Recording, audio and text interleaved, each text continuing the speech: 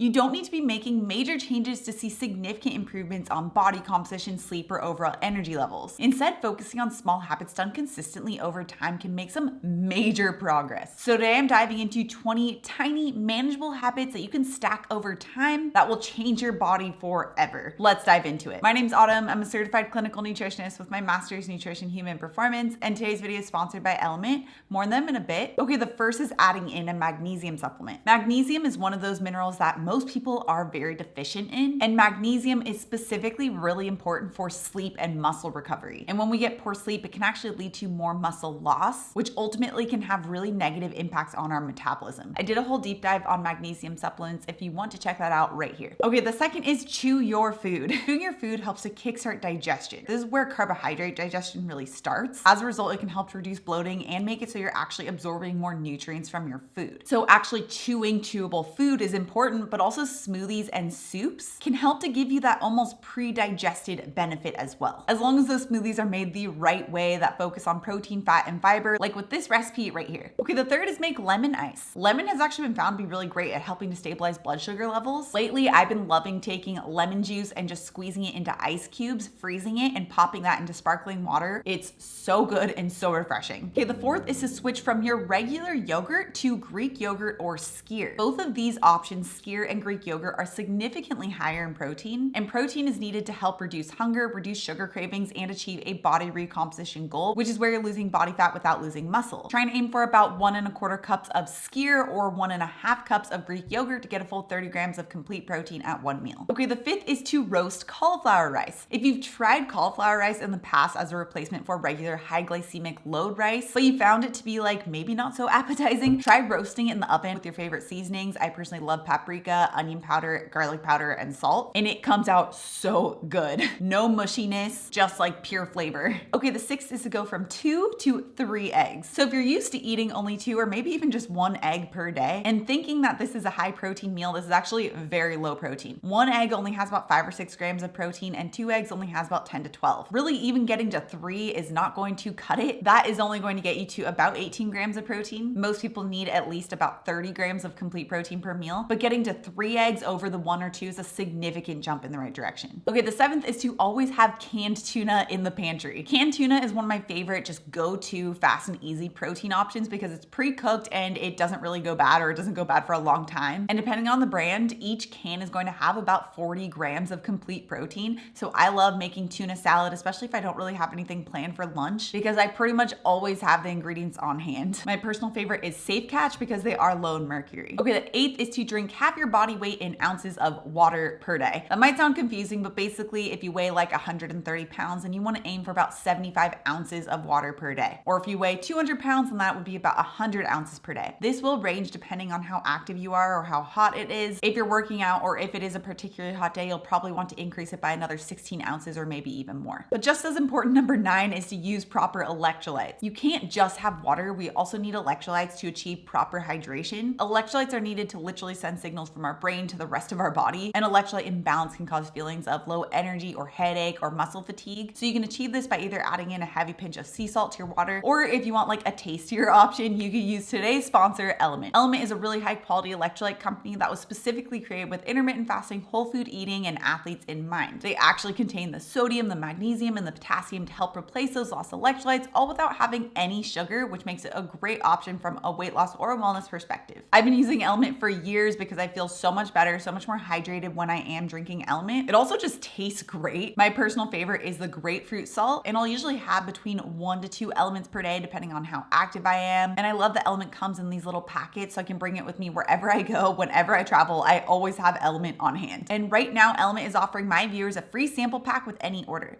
That's 8 single serve packets free with any Element order. It's a really great way to test out all 8 flavors, so you can get yours at drinkelement.com/autumn. It's only available through my link, so make sure to check out drinklmnt.com/autumn. The link will also be in the description down below. Okay, the 10th is if you snack, then make sure it's a protein. I'm not a huge fan of snacking. It's not a great tool from a weight loss, a body composition, or gut health perspective, but if you found that you did not eat enough and you need a little something to get you to your next meal, having something that's high in protein is ideal. This includes things like hard-boiled eggs, cottage cheese, Greek yogurt, or beef jerky. All these contain complete protein to help turn on satiety hormones and prevent hunger and actually get you to your next meal versus other common snacky food items that weren't really designed to actually make you satisfied. Okay, piggybacking on that, the 11th is to wait 4 hours between meals. So ideally we want to not snack, and that's to allow for the 4-hour gap between meals. This 4-hour gap helps you turn on our gut cleaning process called the migrating motor complex, which flushes out left behind food and bacteria that would normally cause bloating. You could either use this 4-hour gap between meals or you could use intermittent fasting. Both help to turn on that gut cleaning process. I personally use a 14-hour fast, but it's super important that you use intermittent fasting the right way. When done the right way and when breaking the fast the right way, it can be a great tool for helping the body to more easily shift back into a state of fat burning. And about 6 years ago, I created the complete intermittent fasting bundle that has helped thousands of men and women around the world. It gives you the step-by-step details on how to use intermittent fasting as well as how to break a fast and over 100 delicious recipes that help to support intermittent fasting as well. So if you guys want to check out the complete intermittent fasting bundle, I'll have it linked down in the description below, but I'll also have it pop up on the screen right here too. Okay, the 12th is to use milk, not sugar in your coffee. This significantly cuts down on the sugar content in a day. And interestingly, the less sugar you eat, the less sugar you crave. And that's because you're not going to get this big spike and fall in blood sugar level when you remove the sugar from your coffee. When you have sugar in your coffee, it causes this big spike and fall in blood sugar levels that just causes more and more cravings. Whereas milk doesn't have nearly the same amount of sugar, and it also has a bit of protein too, which is blood sugar stabilizing. So it's an excellent swap to help reduce sugar cravings that would work against a weight loss or wellness goal. So you could use milk or heavy cream or half and half, all are great options. Okay, the 13th is to add cottage cheese to eggs. Now this is a good little hack to significantly boost the protein content of scrambled eggs because like I mentioned earlier, normally just 3 eggs only has about 18 grams of complete protein. But by adding about 1/3 of a cup of cottage cheese, when you go to actually scramble up the eggs before cooking them, it not only helps it get to about 30 grams of complete protein, but it also makes it so light and fluffy and cheesy and delicious. It is so good. Okay, the 14th is to take the stairs. Now there are a lot of opportunities for us to take stairs in the day, and walking in general is just really important for overall health. There are so many things that walking has been found to help improve. Weight loss is one important factor, but also helping to reduce stress hormone cortisol and help with reducing the risk of major depressive disorder. But taking the stairs helps to add a level of resistance training to the walk as well. Okay, the 15th is to eat more beef. This is one of the most satiating foods that you could eat, which means it helps make you feel full and satisfied. It's also incredibly rich in really important nutrients like amino acids, selenium, and bioavailable iron. I personally usually eat beef once per day. Ground beef is my favorite because it's so versatile and it's one of the less expensive cuts. Okay, the 16th is to walk for 5 minutes after every meal. This helps you absorb excess glucose or sugar from the meal and get it out of the blood and put into your muscles instead. So it helps to stabilize blood sugar level, it helps to reduce that blood sugar spike, but on top of that, it also helps to improve digestion too. Okay, the 17th is to eat the starch last. So starchy foods are things like sweet potato,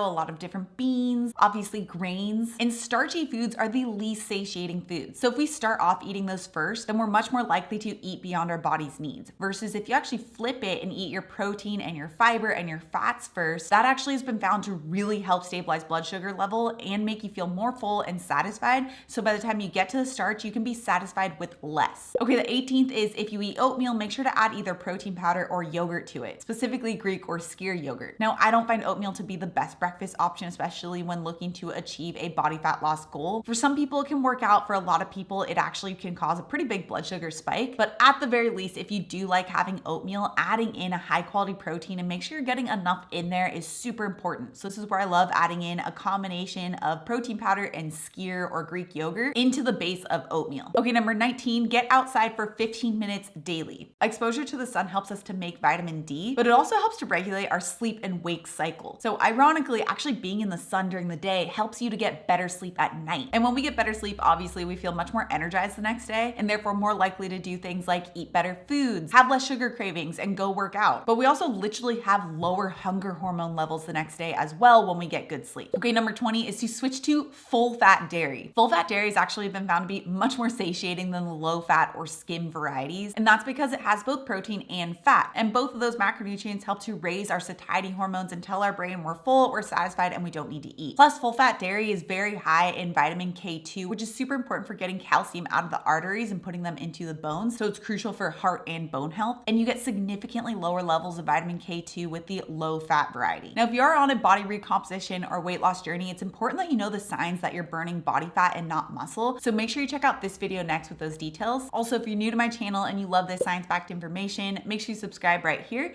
Come out new videos every Tuesday and Thursday. All right, guys, thanks so much for tuning in, and I'll see you in my next video.